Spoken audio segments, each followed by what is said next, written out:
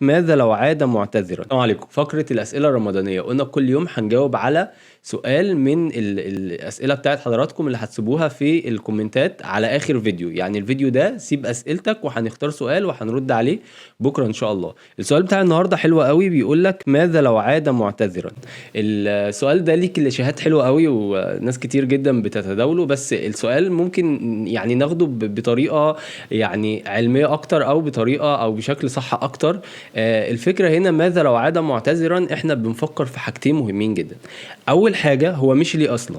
في ناس كتير جدا ممكن تكون بتمشي عشان ولا حاجة، اللي هو مشي اختفى فجأة ورجع يعتذر. الشخص اللي شبه ده اصلا ما ينفعش انك تثق فيه. لو حصلت بقى حاجة كبيرة او لو حصلت مشكلة كبيرة ومشي عشانها ورجع معتذرا، فلو الحاجة اللي هو مشي عشانها دي تستاهل اصلا انه يمشي، فساعتها ممكن نفكر. تاني حاجة وحاجة مهمة جدا، ماذا بعد الاعتذار؟ لان دي حاجة من الحاجات المهمة جدا، لان في فرق كبير جدا بين الصلح والاصلاح. يعني ربنا لما جه يتكلم في القرآن كده عن المشاكل بين المتجوزين قالك فحكم من اهلك وحكم من اهلها. بس في شرط هنا مهم جدا، ان يريد اصلاحه مش صلح. ففي فرق بين الصلح والاصلاح. الاصلاح ده عامل شبه ايه بالظبط؟ زي مثلا انت بوظت العربيه بتاعتك، فالعربيه بتاعتك مش هتمشي. ينفع تبوس على راسها وتقول لها انا اسف وتمشي؟ مش هينفع. فايه المفروض يحصل؟ المفروض انك تصلحها. كذلك بقى خد المثل ده على العلاقات. ففي مشكله في العلاقه، فطالما في مشكلة قائمة حصل بسببها ان احنا سيبنا بعض، فلما نرجع لازم نشتغل على اصلاح المشكلة دي، مش ان احنا نتصالح وخلاص.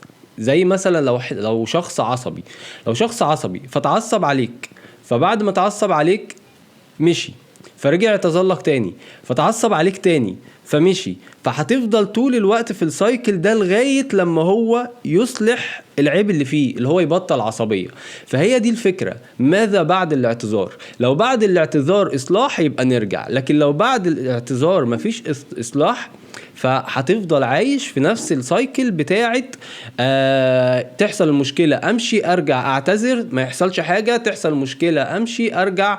فهتفضل عايش في السايكل دي، والسايكل دي متعبة ومهلكة، وفي الاخر برضو الرصيد هيخلص في العلاقة وهيبتدي واحد من الاتنين يقفل. فواحدة من الحاجات المهمة جدا ان بعد الاعتذار لازم تشتغلوا على المشكلة اللي حصل بسببها المشكلة علشان ما تتكررش تاني، وهو ده اللي اسمه الإصلاح. سلام.